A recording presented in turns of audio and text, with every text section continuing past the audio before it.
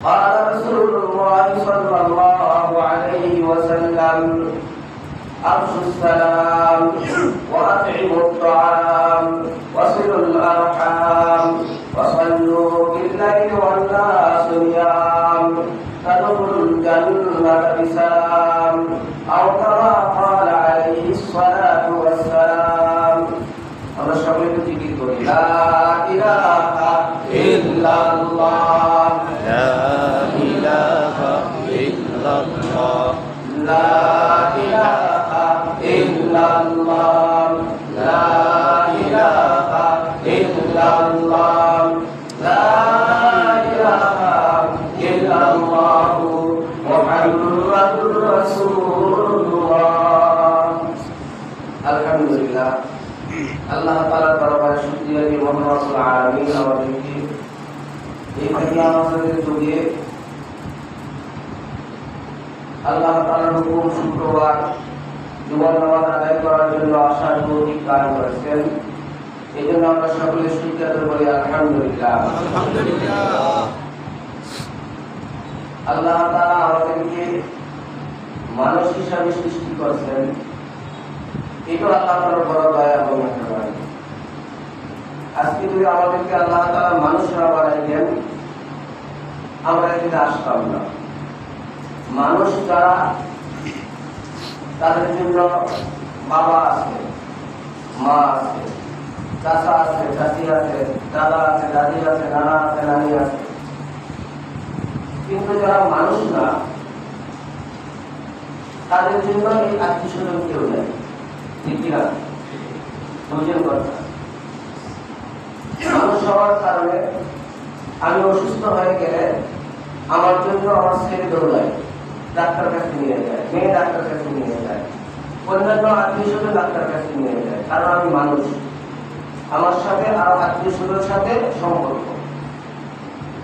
কিন্তু যারা মানুষ না, তারা যদি অসুস্থ হয়ে যায়, তাদেরকে ডাক্তার কাছে নেওয়ার কোনো কেউ নেই। ঠিক না ভাই?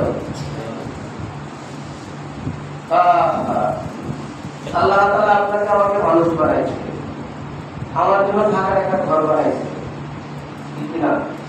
চলার জন্য গাড়ি। আল্লাহ তাআলা আপনার জন্য আমার জন্য এই আসমান বানাইছে, জমিন বানাইছে, চন্দ্র বানাইছে, সূর্য বানাইছে। সূর্যের আলোতে জিনিস ফলপ্রাণী পাকা হয়, চাঁদের আলোতে রং হয়, তারার আলোতে স্বাদ হয়। বলেন আল্লাহ তাআলা মানুষ ছাড়া আর যত কিছু আছে, জিন আর মানুষ ছাড়া বাকি সব কিছুকেই আল্লাহ তাআলা মানুষের খেদমতের জন্য সৃষ্টি করেছে। বলেন না সুবহানাল্লাহ। আর এই মানুষের জন্যই আল্লাহ তাআলা কোরআন নাযিল করেছেন। আমাদের প্রতিষ্ঠা হলো আলোচনা করেছে রহমান আল্লামাল কোরআন খালাকাল ইনসান। রহমান যিনি কোরআনকে শিক্ষা দিয়েছেন, যিনি কোরআন শিক্ষা দিয়েছেন, যিনি মানুষ সৃষ্টি করেছেন। আল্লাহ আগে মানুষ সৃষ্টি আগে, কোরআন শিক্ষা আগে। বলেন তো দেখি, মানুষ সৃষ্টি আগে না কোরআন শিক্ষা আগে? মানুষ আগে নাকি? আপনাদের আর রহমান আল্লামাল কোরআন, জন্ম হওয়ার পরে না শিক্ষা? জন্ম হওয়ার আগে কি শিক্ষা? না। এখানে আল্লাহ তাআলা আগে কোরআন শিক্ষার কথা কেন বললেন? যে মানুষ দুই প্রকার। কয় প্রকার মানুষ? দুই প্রকার। এক প্রকার হলো জন্মগত মানুষ, আর প্রকার হলো বাস্তবে মানুষ, আদর্শগত মানুষ। যারা আসলে মানুষ, যাদের মধ্যে মনুষ্যত্ব আছে, মানবতা আছে, তারা এক ধরনের মানুষ। আরেক ধরনের হলো জন্মগত মানুষ, যাদের মধ্যে কোরআনের শিক্ষা থাকবে, হাদিসের শিক্ষা থাকবে, আল্লাহর হুকুম পালন করবে, নবী করিম সাল্লাল্লাহু আলাইহি ওয়াসাল্লামের সুন্নাত মোতাবেক জীবন যাপন করবে, তারা হলো আসল মানুষ। এই কথা বোঝানোর জন্য আল্লাহ তাআলা আগে আল্লাহর কোরআনের কথা বলেছেন, মানুষের কথা পরে বলেছেন, যে যারা এই আগে শিক্ষা দিয়েছেন, আল্লাহ তাআলা শিক্ষা করেছেন যে হে মানুষ সকল, তোমরা যদি আসল মানুষ হতে চাও তাহলে আমার আগে কোরআন শিক্ষা করতে হবে, কোরআন অনুযায়ী নিজের জীবন পরিচালিত করতে হবে, তাহলেই মানুষ। সম্মানিত মুআজ্জিন মুহতারাম মুসল্লিয়ানে কেরাম, মানুষ এবং গরু ছাগলের পার্থক্য কোথায়? মানুষও খানা খায়, গরু ছাগলও খায়, হাতিও খায়, মাছও খায়। খানার মধ্যে প্রতিযোগিতা দিলে মানুষের চেয়ে অন্য প্রাণী বেশি খাবে, ঠিক কিনা? মানুষও দেখে অন্য প্রাণীও দেখে, মানুষেরও যৌন চাহিদা আছে, অন্য প্রাণীরও যৌন চাহিদা আছে। মানুষের ঘুম যায়, অন্য প্রাণীরও ঘুম যায়। মানুষের মধ্যে আর পশু পাখির মধ্যে, জীবজন্তুর মধ্যে পার্থক্য কোথায়? পার্থক্য হলো আসল মানুষ যারা, তাদের মধ্যে আল্লাহর হুকুম, রাসূলুল্লাহ সাল্লাল্লাহু আলাইহি ওয়াসাল্লামের তরিকা থাকতে হবে, সুন্নাত থাকতে হবে, তারা আসল মানুষ হবে। আর যাদের মধ্যে কোরআনের শিক্ষা নাই, সুন্নাতের শিক্ষা নাই, তারা যতই বড় শিক্ষিত হোক না কেন, তারা যতই বড় বিজ্ঞানী হোক না কেন, দার্শনিক হোক না কেন, আপনারা ঘুরে ঘুরে দেখবেন তাদের মধ্যে মানবতা নাই। তাদের মধ্যে কি নাই? মানবতা নাই। টাকা পয়সা আমারও লাগবে, সকলেরই লাগবে, কিন্তু যারা মানুষ তারা চিন্তা করবে আল্লাহ তাআলা কোনটাকে হালাল করেছেন, কোনটা হারাম করেছেন। আমার হালাল হারাম বুঝে চলতে হবে, আমার জন্য কোনটা হালাল কোনটা হারাম। যেটা হালাল সেটা আমি গ্রহণ করব, যেটা হারাম সেটা আমি গ্রহণ করব না। তাহলে আমার মাঝে প্রাণের মাঝে পার্থক্য হলো গরুর কথা উদাহরণ, গরু তার কোনটা, তার মালিকের কোন ঘাস, কোন ক্ষেত, এটা গরু সকলে বোঝে না। এই জন্য নিজের মালিকেরও খায়, অন্যের মালিকেরও কি খায়, সামনে যা পায় তাই খায়। তার কারণ কি? তার খাওয়ার জ্ঞান দিয়েছে, হালাল হারাম পার্থক্য করার জ্ঞান নাই। আল্লাহ তাআলা মানুষদেরকে হালাল হারাম পার্থক্য করার জ্ঞান দিয়েছেন।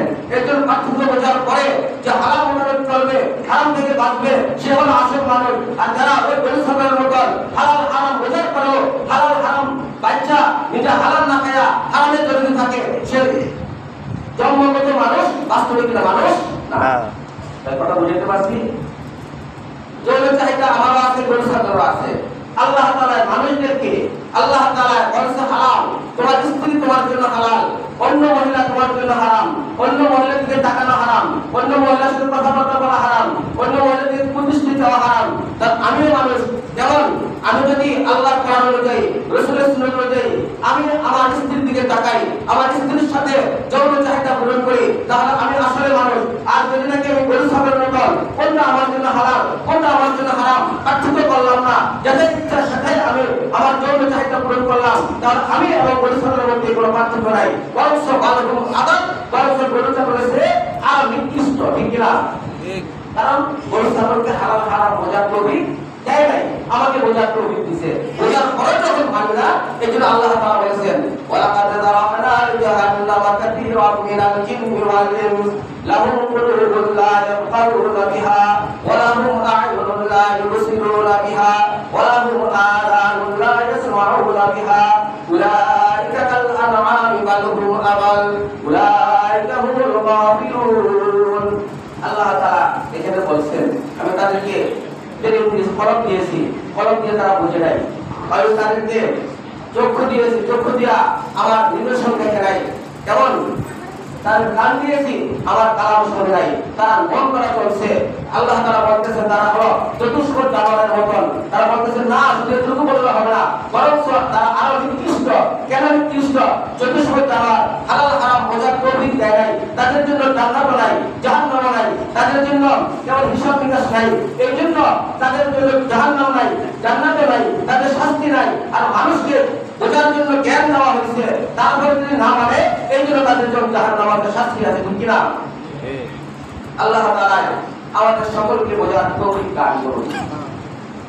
আর রহমান, আল্লাহ তাআলা দয়াবান। তারপরে বলছেন আল্লামাল কোরআন, আল্লাহ তাআলা কোরআন শিক্ষা দিয়েছেন।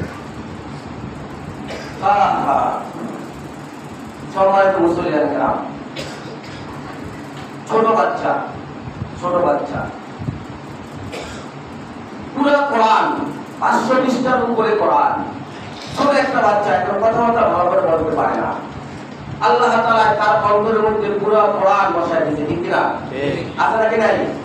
ছোট বাচ্চা, ছোট একটা বাচ্চা, সে কথা বলতে পারে না, জানলাম বুঝে না, কিন্তু সে মাদ্রাসায় পড়ার কারণে সে তাহাজ্জুদ পড়ে, সে কোরআন তেলাওয়াত করে, আল্লাহ তাআলা সে সাথে উঠে উঠা, সে যখন তাকে আল্লাহ তাআলার কাছে দোয়া করে, আল্লাহ আমাকে আপনি কোরআন শিখার তৌফিক দান করেন, আল্লাহ আপনি আমাকে হাফেজ হওয়ার তৌফিক দান করেন, তো আল্লাহ তাআলা দয়া করে মেহেরবানি করে ওই আর রহমান আল্লাহর কোরআন, কোরআনের সাথে রহমানের সাথে যোগাযোগ, যে হে বান্দারা তোমরা যখন কোরআন শিখতে চাইবা, তোমাদের দ্বারা কোরআন শেখা সম্ভব না, আমার কোরআন অনেক দামি কোরআন, আরশ আল্লাহ থেকে আসছে, লৌহে মাহফুজ থেকে আসছে, সেই কোরআন অনেক দামি কোরআন, অনেক মূল্যবান কোরআন, এই কোরআন তোমরা শিখতে চাইলে শিখতে পারবে না যদি আমি আল্লাহ নিজে তোমাদেরকে দয়া করে শিখিয়ে না দিই। এই জন্য আল্লাহ তাআলা ইশারা করেছে আর রহমান, আমি দয়াবান, তোমাদের মেহনত করো, পরিশ্রম করো, চেষ্টা করো, শুধু তোমাদের চেষ্টা যদি হয়ে যায় তাহলে আমি আল্লাহ দয়া করে নিজে তোমাদের কলমের মধ্যে কোরআন বসায় দেব।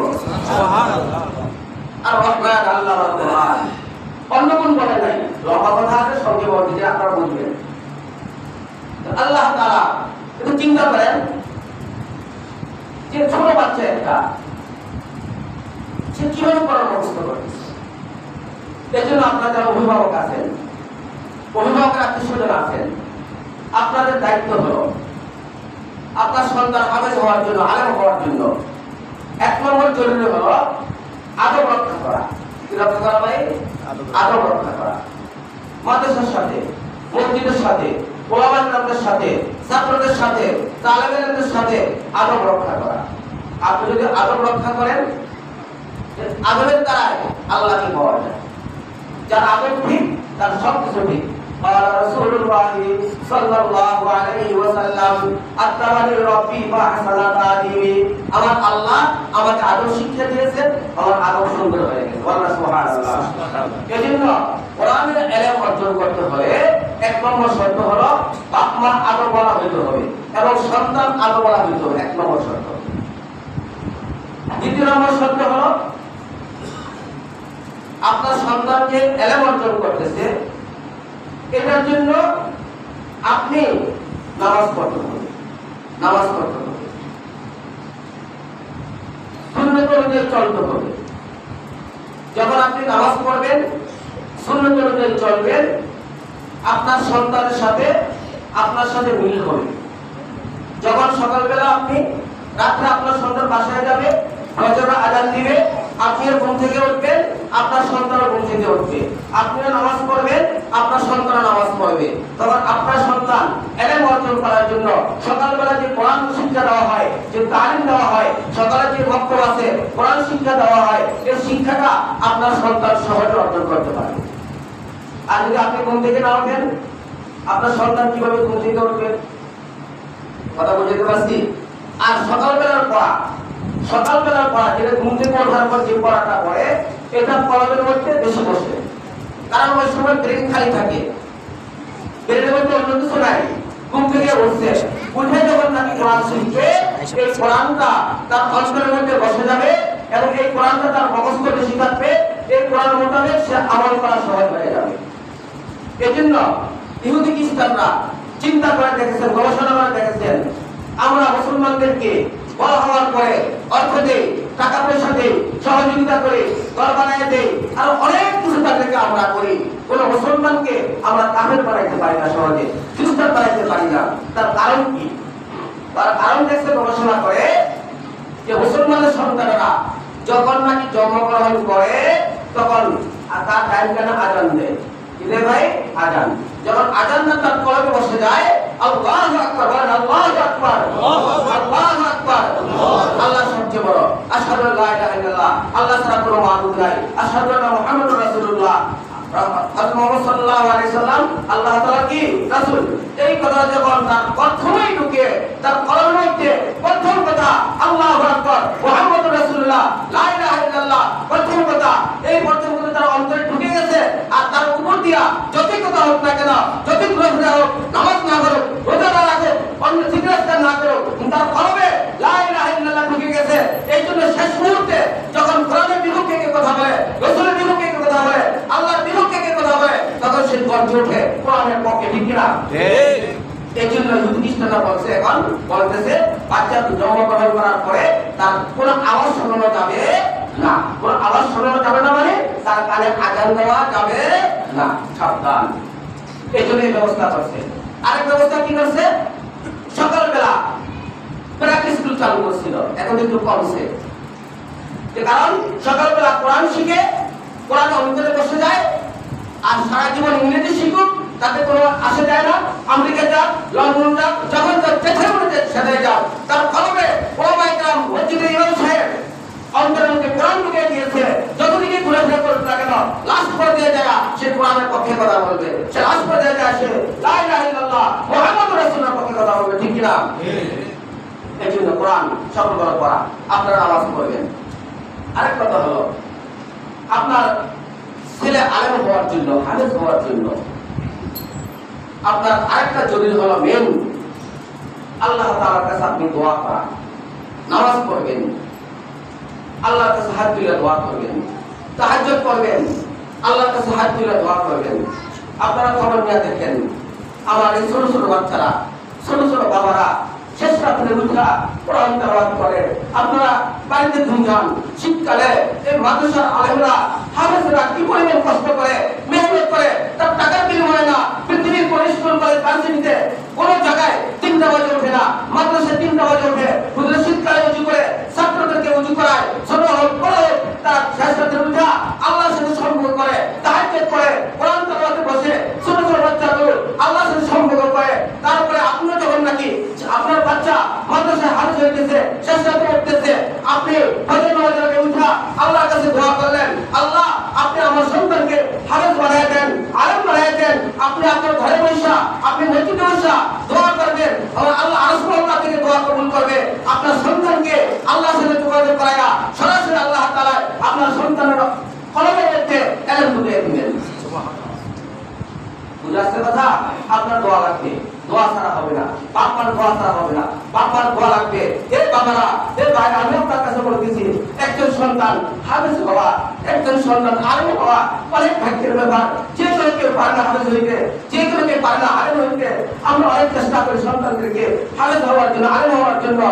মাদ্রাসার উস্তাদ, এই মাদ্রাসার মধ্যে মাওলানা ওয়াহিদুল্লাহ সাহেব দীর্ঘদিন ধরে আছে, মেহনত করতেছে, তার হাতে মাদ্রাসা হয়েছে।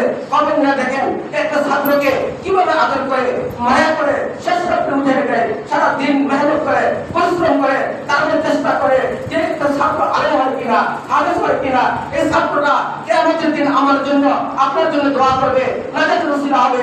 এই জন্য যদি আপনি বাবা, আপনি মা, আপনার স্ত্রীদেরকে বলবেন, সন্তানের মাকে বলবেন আজকের কথাটা, যে আমি যদি, তুমি যদি দোয়া করি, তাহাজ্জুদ পড়ে, তাহাজ্জুদের সময় আল্লাহ তাআলা দোয়া কবুল করে, প্রথম আসমানে চলে যায়। এই বাবারা, আমি আপনাদের হাতে পায়ে ধরে বলতেছি, জরুরি কথাটা একটু আল্লাহর কাছে দোয়া করেন। বাবা, বাপ মার দোয়া আল্লাহ তাআলা সরাসরি কবুল করে। অনেক সন্তান ভালো ছেলে, লেখাপড়া ভালো করে, কিন্তু বাপ মার কাছে যাইয়া সে আদর পায় না, আদর পায় না, কোরআন পায় না, নামাজ পায় না, দোয়া পায় না। এই জন্য সেই ছেলেটা মানুষ হইতে পারে না। এই জন্য বাবার আমাদের কাছে অনেক মানুষ আসে যে দোয়া চেয়ে আমার সন্তান যেন আলেম হইতে পারে। এই জন্য জরুরি আমি আপনি আল্লাহ তাআলার কাছে দোয়া করা, আলেম হওয়ার জন্য তাহাজ্জুদ করে দোয়া করা। করবেন তো ইনশাআল্লাহ? ইনশাআল্লাহ করবেন তো ইনশাআল্লাহ? যাদের গার্জিয়ান মাদ্রাসায় নাই তারা দোয়া করবেন, আপনি আপনার দোয়ার মাধ্যমে কবুল যদি হয়। আল্লাহ তাআলা বলেছেন, উদউনি আস্তাজিব লাকুম, উদউনি আস্তাজিব লাকুম, তোমরা দোয়া করো, আমি তোমাদের দোয়া কবুল করব। আপনার দোয়ার মাধ্যমে যদি মাদ্রাসা ছাত্র হাফেজ হয়ে যায়, আলেম হয়ে যায়, কিয়ামতের দিন আল্লাহ তাআলা জানায় দিবে, ও আব্দুল্লাহ, তারপরে আমাদের দোয়ার বরকতে আমি তোমাকে হাফেজ বানাইছি, আলেম বানাইছি। ওই হাফেজ আলেম আপনাকে সহজ জান্নাতে নিয়ে যাবে। সুবহানাল্লাহ, আল্লাহ আল্লাহ, সবাই আল্লাহু আকবার। ভাই ফেতনার যুগ, ফেতনার যুগ।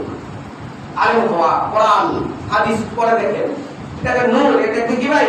নূর। আমি যে আয়াত তেলাওয়াত করছি, এখন আল্লাহ তাআলা বলে যারা ঈমানদার, যারা কি ঈমানদার, তারা যখন নাকি জিকির শুনবে, আল্লাহর নাম শুনবে, তাদের অন্তরের মধ্যে কম্পন সৃষ্টি হয়ে যাবে।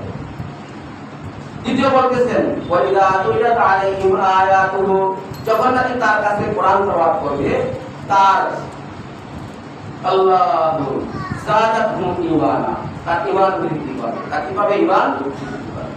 কোরআনের পাওয়ার আপনি বুঝে পড়েন বা না বুঝে পড়েন, কোরআনের পাওয়ারে আবু জাহেল, আবু লাহাব, উতবা, শাইবা আল্লাহর নবী শেষ রাতে উঠা তাহাজ্জুদ পড়ছে।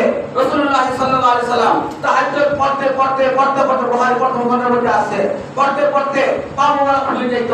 মা আয়েশা সিদ্দিকা রাদিয়াল্লাহু তাআলা আনহা বলতেন, ইয়া রাসূলুল্লাহ, আপনাকে আপনার আগের গুনাহ পরের গুনাহ সব মাফ করে দিয়েছে, আপনি এটা কষ্ট করে করেন। আল্লাহর নবী বলেন, আফলা আকুনু আবদান শাকুরা, আমি কি আল্লাহ তাআলার শুকরিয়া বান্দা হব না?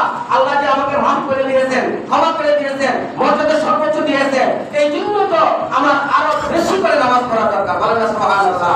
যখন আপনার সন্তানকে আপনি আলেম বানাবেন, হাফেজ বানাবেন, এই পথে অনেক বাধা, আপনি দোয়া করে বাধাগুলো কাইটা আপনার সন্তান যেন মসজিদে বুঝতে পারে, আপনার সন্তান আলেম হবে, আপনার মাকে, আপনার বাবাকে, আপনার শ্বশুরকে, আপনার শাশুড়িকে, আপনার আত্মীয়স্বজনকে সুপারিশ কইরা, যাদের জন্য জাহান্নাম ওয়াজিব হয়ে গেছে, সুপারিশ কইরা আপনাকে জান্নাতে নিয়ে যাবে। আল্লাহু আকবার। এবং আপনার সন্তান আলেম হওয়ার কারণে আল্লাহ তাআলা এবং হাফেজ হওয়ার কারণে যদি সত্যিকার আমল থাকে, আমল করে আপনার সন্তান, তাহলে কমপক্ষে ৬০০০ তালা বিল্ডিং দিব আপনাকে। বলেন না সুবহানাল্লাহ।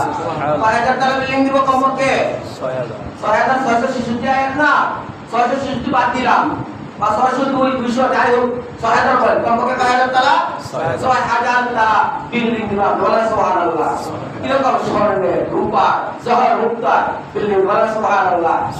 আপনার সন্তান সেখানে থাকবে, আপনাকে ছাড়া থাকবে, এই জন্য ভাই আপনি আলেম হতে পারেন নাই, আপনি সন্তানকে, আপনার আত্মীয়স্বজনকে অথবা যে কোনো মাদ্রাসার তালেবে ইলমদেরকে ফলো করেন, তার সাথে সম্পর্ক করেন, তার জন্য দোয়া করেন, তার একটু মজা খাওয়ান, যেন সে আপনার জন্য দোয়া করে। কি করে? দোয়া করে। তার রাসূলুল্লাহ সাল্লাল্লাহু আলাইহি ওয়াসাল্লাম বলেছেন, আল মারু মা মান হাব্বা, যার সাথে তার মহব্বত, তার সাথে তার কিয়ামত। যার সাথে তার কি মহব্বত, তার সাথে তার কি কিয়ামত। আপনি একজন তালেবে ইলমের সাথে মহব্বত করবেন, এই মহব্বতটাই আপনাকে জান্নাত পর্যন্ত নিয়ে যাবে। এই জন্য আমি সবসময় একটা কথা বলি, জান্নাতে যাওয়ার জন্য সহজ রাস্তা হলো কোন হক্কানি আলেমকে মহব্বত করা, হক্কানি বুজুর্গকে মহব্বত করা, হক্কানি পীর মাশায়েখকে মহব্বত করা। এই মহব্বতের মাধ্যমে আল্লাহ তাআলা আপনাকে জান্নাতে যাওয়ার সুযোগ দান করেন। কিভাবে? আপনি যখন নাকি একজন আলেমকে মহব্বত করবেন, সত্যিকারের মহব্বত, নাম কেউ আসছে না, অন্তর দিয়ে মহব্বত করবেন, ওই আলেম যেইভাবে চলে